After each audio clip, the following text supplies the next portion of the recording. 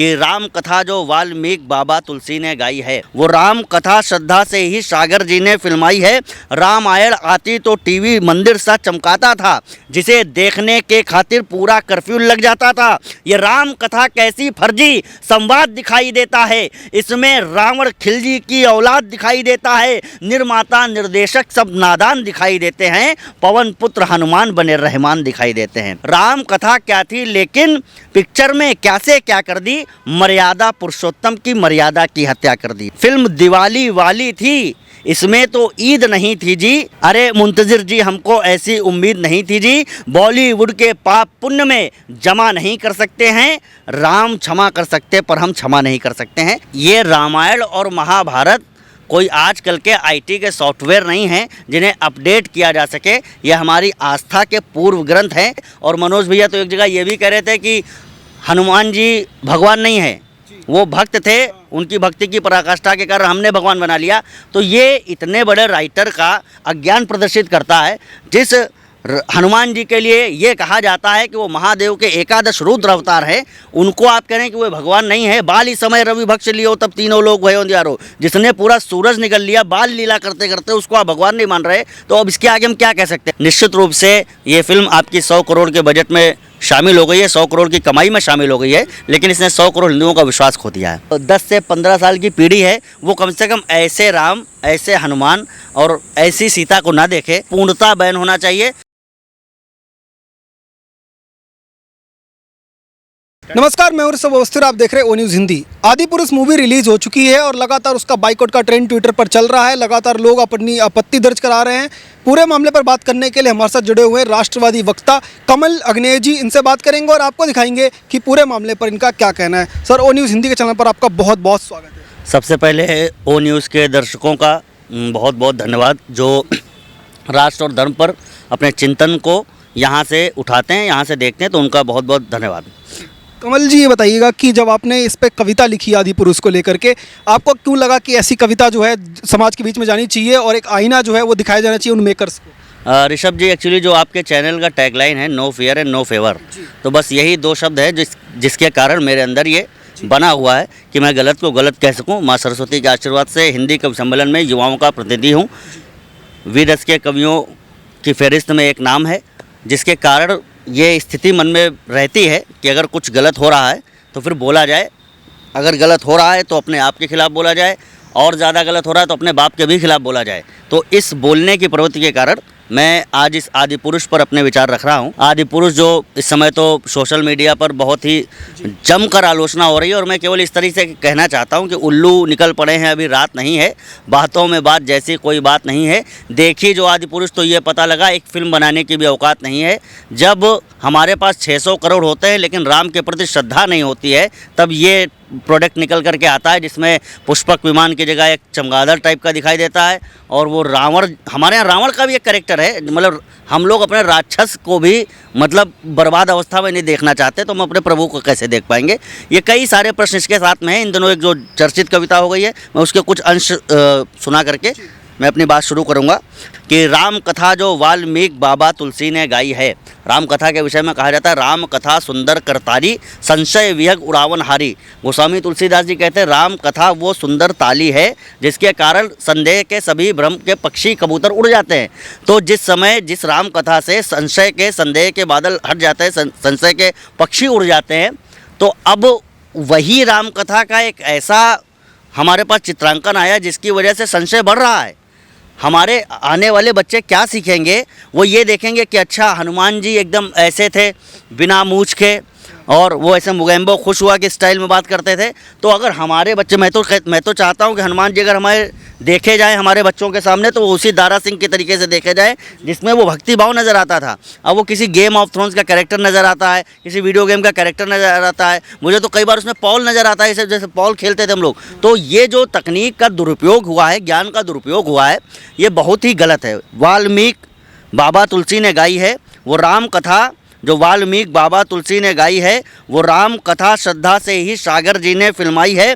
रामायण आती तो टीवी मंदिर सा चमकाता था, जिसे देखने के खातिर पूरा कर्फ्यू लग जाता था। ये राम कथा कैसी फर्जी संवाद दिखाई देता है, ये राम कथा कैसी फर्जी संवाद दिखाई देता है। इसमें रावण खिलजी की औलाद दिखाई देता है, निर्माता निर्देशक सब नादान दिखाई देते हैं। पवन पुत्र हनुमान बने रहमान दिखाई देते हैं, पवन पुत्र हनुमान बने रहमान दिखाई देती है। राम कथा क्या थी लेकिन उसको फिर क्या से क्या कर दी, राम कथा क्या थी लेकिन पिक्चर में क्या से क्या कर दी, मर्यादा पुरुषोत्तम की मर्यादा की हत्या कर दी। अरे और जो एक सबसे बड़ा दर्द है वो कहना चाहता हूँ, जिनको एक राष्ट्रवादी धड़े ने बहुत प्रमोट करके फिल्मी दुनिया में बहुत मान सम्मान दिया, प्रधानमंत्री जी ने स्वयं प्रमोट किया, पूरा आरएसएस जिनके साथ में लगा रहा, उनके हाथ से जब ये हुआ तो दो पंक्तियां इस तरीके से कहना चाहता हूँ। फिल्म दिवाली वाली थी, इसमें तो ईद नहीं थी जी, अरे मुंतज़िर जी हमको ऐसी उम्मीद नहीं थी जी, अरे मुंतज़िर जी हमको ऐसी उम्मीद नहीं थी जी। बॉलीवुड के पाप पुण्य में जमा नहीं कर सकते हैं, राम क्षमा कर सकते पर हम क्षमा नहीं कर सकते हैं।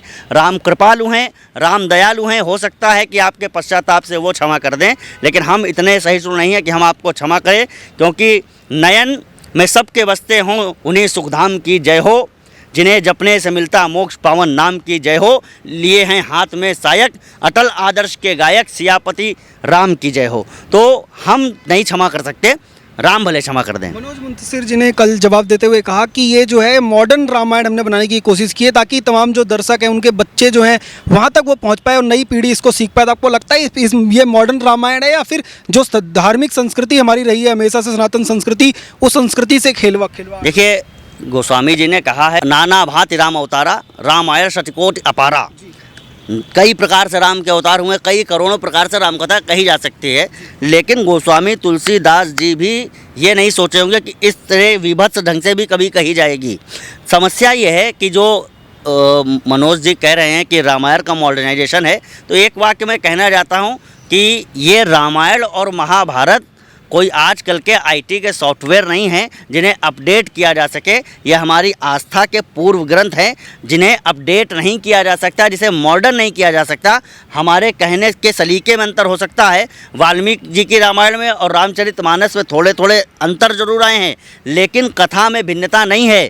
थोड़ा बहुत तुलसी ने जिस तरीके से राम को देखा उन्होंने लिखा, लेकिन विकृति नहीं आई। इस फिल्म में विकृति आई है। और मनोज भैया तो एक जगह ये भी कह रहे थे कि हनुमान जी भगवान नहीं है, वो भक्त थे, उनकी भक्ति की पराकाष्ठा के कारण हमने भगवान बना लिया। तो ये इतने बड़े राइटर का अज्ञान प्रदर्शित करता है।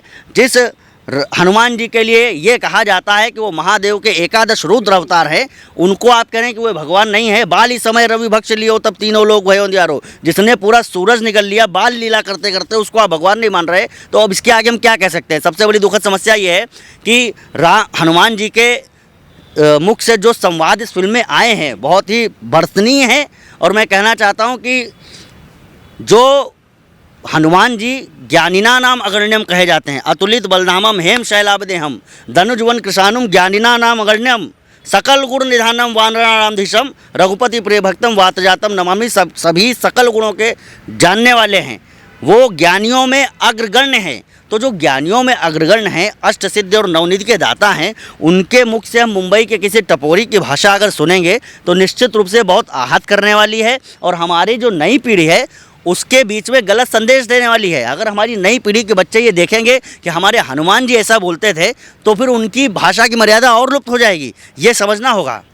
कमल जी, आपने जैसे अपनी कविता में भी कहा कि रावण जो है वो खिलजी के जैसा दिखाई दे रहा है और भी तमाम जो है कैरेक्टर्स जो है उनको तरह तरह से बदलाव किए गए हैं। पर जो मनोज मुंतशिर हो या वो तमाम लोग जो है वो कह रहे हैं कि हमारी कोशिश ये है कि अगर रावण जो है, चलो मान लिया खिलजी जैसा दिखता भी है, तो आपको इसमें दिक्कत क्यों है कि रावण तो बुरा है, तो रावण अगर खिलजी जैसा हमने दिखाया तो और उससे ज़्यादा भी कुछ गलत दिखाया तो आपको बुराई उसमें क्या है? आप लोग उसको ट्रोल क्यों कर रहे हो? रावण को हम खिलजी से 1000 गुना से भी ज़्यादा बुरा मानते हैं, लेकिन रावण एक अपने आप में चरित्र है। रावण उसके विषय में कहा जाता है तीनों लोगों का विजेता, त्रैलोक विजेता रावण चलत दशानन डोलत अवनी। जब रावण चलता था तो धरती हिलती थी। खिलजी के अंदर इतनी औकात थी क्या? रावण त्रिपुंड धारण करके, रावण वीणा का वादक था, रावण वीणा बजाता था, खिलजी ने बजाई क्या कभी? रावण शिव का बहुत बड़ा आराधक था, उसने शिव तांडव लिखा, खिलजी ने लिखा क्या कभी? रावण एक बहुत राक्षस कुल में जन्म लेने के बाद भी उसने शिव जी की भक्ति की, हरि का विरोध किया, ब्रह्मा से वरदान प्राप्त किया। खिलजी ने ये काम किए क्या? रावण लाख बुरा था, लेकिन उसका भी एक चरित्र था, और वो चरित्र इस तरीके का था कि आप कितने भी ज्ञानी हो, आप कितने भी विद्वान हो, लेकिन आप उस ज्ञान का दुरुपयोग करेंगे और अहंकार में रहेंगे तो आपको ईश्वरीय शक्ति नष्ट कर देगी। लेकिन खिलजी के अंदर ना वैसा ज्ञान था, ना वैसी भक्ति थी। खिलजी दुर्दांत था केवल, और रावण खिलजी से भी बुरा था, रावण के पाप खिलजी से भी ज़्यादा थे, लेकिन रावण भी एक चरित्र था। और हमारे यहाँ राक्षसों के चरित्र भी इतने विद्वतापूर्ण होते हैं कि हम अपने राक्षस को भी इतना खिलजी जैसा नहीं देखना चाहते। एक चीज़ लोग और भी शिकायत दर्ज करा रहे हैं कि अगर आपने रामायण का ये हिस्सा भी चुना था बनाने के लिए, तो अंगद जो संवाद होता है वो बहुत महत्वपूर्ण हिस्सा है रामायण का, तो अंगद का सब संवाद जो है वो पूरे तरीके से गायब कर दिया गया, बस एक लाइन में उनको बोल के साइड कर दिया गया। देखिए, अंगद का भी संवाद गायब है, रावण भी नहीं है, कई सारे विषय हैं। जब हम एक पार्ट को लेते हैं तो उस पार्ट को भी अगर हम नहीं कवर कर पाए तो फिर ये फिल्मकारों की और फिल्म बनाने वालों की, लेखकों की और पटकथा संवाद पर काम करने वालों की भूल है। अंगद नितांत आवश्यक पार्ट है, क्योंकि अगर हनुमान जी एक बार गए तो अंगद भी एक बार दूत बन करके गए, तो उनका संवाद निश्चित रूप से आना चाहिए था। बड़ा दुखद है कि कई सारे बिंदुओं पर फिल्म बुरी तरीके से फ्लॉप है। और अगर अभी मनोज जी का कल एक ट्वीट और वो आया था कि 140 करोड़ के क्लब में शामिल हो गई, 140 करोड़ हो गई, तो मैंने उनके उसमें पोस्ट में जाकर के लिखा था कि भैया निश्चित रूप से ये फिल्म आपकी 100 करोड़ के बजट में शामिल हो गई है, 100 करोड़ की कमाई में शामिल हो गई है, लेकिन इसने 100 करोड़ हिंदुओं का विश्वास खो दिया है। अच्छा, ये बताइएगा सर कि आपने देखा होगा बीते कुछ वर्ष में जहाँ तक अपमान लगातार होते आता है, सनातन धर्म के जो देवी देवता हैं उनका मजाक बनाया जाता है बॉलीवुड में, लेकिन अब एक होड़ सी मची है कि ज़्यादा से ज़्यादा हिंदुओं के करीब जो है ले जाया जाए, उस तरीके के गाने बनाए जाए, उस तरीके की पिक्चरें बनाई जाएँ। तो आपको लगता है ये लोग कामयाब हो रहे हैं इस तरीके की चीज़ों में, या फिर ये मार्केट समझ के सिर्फ इसके खिलवाड़ करने की कोशिश कर रहे हैं? देखिए, कुछ लोग राष्ट्रवादी हैं और कुछ लोग अवसरवादी हैं। तो कुछ लोग अवसर देख के राष्ट्रवादी बने हैं, तो उनको पहचानना बहुत ज़रूरी है, कालनेमियों की पहचान होनी बहुत ज़रूरी है। सबसे बड़ी चीज़ ये है कि जिस समय इस बॉलीवुड में सनातन का अपमान हुआ करता था, लेकिन जब देश में एक ट्रेंड बदला तो कुछ लोगों ने बाजार के इस चीज़ को भी पकड़ा, इस पर भी फिल्म बनानी शुरू की। लेकिन जब वो फिल्म पूरी तरीके से उद्देश्यपरक ना होकर के केवल व्यावसायिकता में रह जाएगी, तो उसका पूरा उद्देश्य और उसकी सफलता के विषयों पर खतरा उत्पन्न हो जाएगा। तो यही सारी चीज़ें कि हमें अपने अंदर काम कर रहे कालनेमियों को पहचानना है और इस बात से रोकना है। जैसे ये फिल्म जो है, अगर ये केवल राम पर आती, उनके उद्भट बहुत अद्भुत चरित्र पर आती, तो निश्चित रूप से प्रशंसा की पात्र थी। और अभी भी जो आप देख रहे हैं ये 100 करोड़, ये किसी मनोज मुंतजिर जी या किसी ओम राउत जी की प्रशंसा के लिए लोग नहीं जा रहे हैं। ये लोग जो भारत में उत्तर प्रदेश में कोई राम कुमार होता है और रामलिंगम जाके साउथ में हो जाता है हमारे यहाँ, तो केवल जो राम के प्रति आस्था है उसको देखने के लिए जा रहे हैं। क्योंकि जब हमने वाल्मीकि रामायण में राम को देखा है तो अलग देखा है, जब हमने मानस में राम को देखा है तो थोड़ा सा अलग देखा है, हमने अद्भुत रामायण में राम को देखा है, हमने कम्मन रामायण में राम को देखा है, हमने अलग अलग राम के कई सारे स्वरूप और कई सारी कथा सुने। हरि अनंत हरि कथा अनंता कहा जाता है। लेकिन इस विकृत कथा को भी देखने के लिए केवल राम उसमें है, राम का नाम आया है, इसलिए लोग जा रहे हैं। तो इसको फिल्म वाले अगर अपनी सफलता समझेंगे तो मैं उसको मूर्खता समझूंगा। एक सवाल सर कि आदि पुरुष मूवी हो या इससे पहले जो भी रामायण को कोशिश की हुई कि किसी ने भी बनाने की, सबसे पहले हमेशा उद्देश्य सबका एक ही रहता है और लगातार ये कहा जाता है कि रामायण जब भी चाहे पढ़ी जाती हो, कथा मंचन हो या रामलीला हो, कि आदर्श भाई कैसा हो, आदर्श राजा कैसा हो, आदर्श पत्नी कैसी हो, रामायण सिखाती है। आपको लगता है आदि पुरुष उसके आसपास भी कहीं पहुंच पाई है? देखिए, राम का चरित्र ऐसा है कि शीश तो आशीष है, तो माता पिता गुरुओं के आंखें भक्तों के उतरने के काम आ गई, बेर चखने को मुख गर्जने को कंठ वक्ष की शिराएं शौर भरने के काम आ गई, खींच के सारंग बार छोड़ती हुई बुझाएं रावण के प्राण हरने में काम आ गई, और चरण अहिल्या माँ को तारने में आए काम, पादुकाएं राज करने में काम गई। तो राम का तो पूरा शरीर हमारे काम आया। लेकिन राम पर कुछ लोगों ने जब विकृत काम किया तो वो निश्चित रूप से एक सही दिशा देने में असफल रही है फिल्म, मैं पूरी तरीके से कह सकता हूँ। एक लास्ट सवाल कि ये जो मूवी है इसका बाइकॉट जो चल रहा है, आप बाइकॉट का समर्थन करते हैं या बैन लगना चाहिए?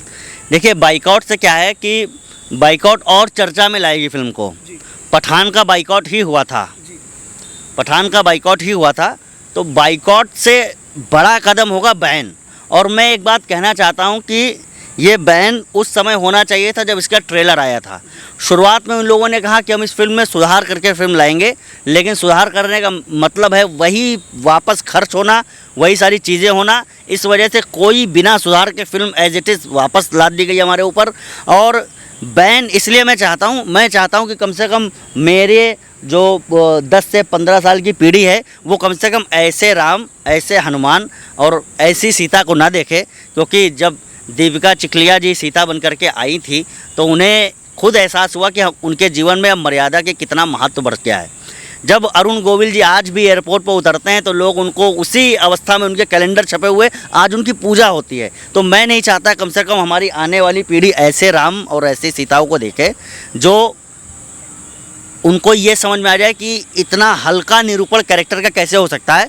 मैं कम से कम आने वाली पीढ़ी को ये दिखाने के लिए एकदम अपने आप को अंदर से स्वीकार नहीं कर पा रहा हूँ। इसलिए मैं चाहता हूँ पूर्णतः बैन होना चाहिए और कम से कम इनको एक कठोर से कठोर संदेश मिलना चाहिए कि दोबारा वे किसी हमारे धर्मग्रंथ को सॉफ्टवेयर की तरह अपडेट करने का प्रयास न करें। बहुत बहुत धन्यवाद।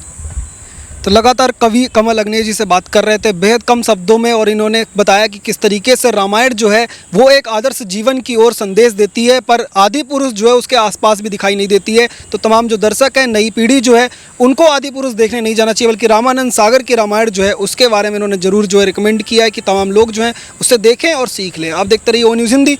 धन्यवाद। जय हिंद।